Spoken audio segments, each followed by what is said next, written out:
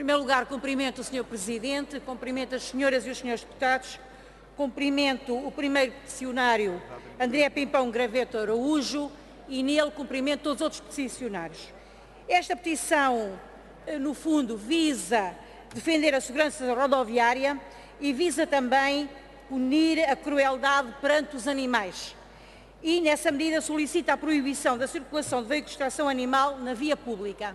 De acordo com o que nos esclareceu o peticionário, isto é um problema que se vive bastante no Algarve.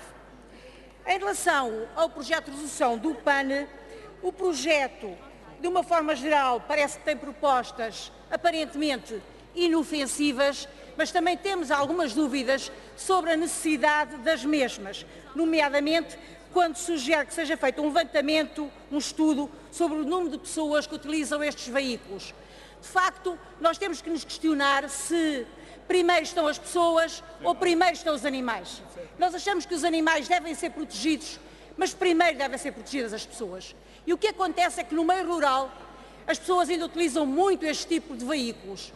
Precisam deles, assim como nas cidades e nos centros históricos as pessoas precisam destes mesmos veículos, nomeadamente em termos de turismo, bem como aquelas pessoas que, porque não podem andar, também os utilizam nessas mesmas cidades para ver os centros históricos. E nós tememos que o que está por trás nesta iniciativa do PAN seja, sobretudo, uma tentativa de penalização e de proibição do uso destes veículos. E é isso que nos preocupa. Preocupa-me, nós sabemos que a economia tem que funcionar, que as pessoas têm que os utilizar e às vezes tememos que esteja aqui a haver uma sobreposição do meio urbano e das pessoas que vivem na cidade em relação às pessoas que vivem no campo. Por outro lado, quando se fala que os cavalos têm que utilizar os freios, é um facto que os cavalos têm que utilizar os freios, mas se os cavalos se sentirem magoados com os freios, os cavalos, e quem vive no campo sabe, dão coices e reagem. E o que acontece é que, se eles utilizarem os freios, as pessoas que vão em cima do cavalo podem cair. E é isso que nos preocupa. Por outro lado, nós sabemos que, e foram pedidos pareceres, quer ao IMT, quer à Autoridade Nacional de Segurança Rodoviária, que emitiram pareceres no sentido de que, primeiro, em relação ao seguro, o seguro não é obrigatório nas charretes, mas também não é, por exemplo, nas bicicletas. Por outro lado, dizem-nos também que não existe, de facto, um perigo muito significativo, ou seja, um problema grave de sinistralidade rodoviária, se atendermos aos índices verificados, bem como à velocidade destes veículos.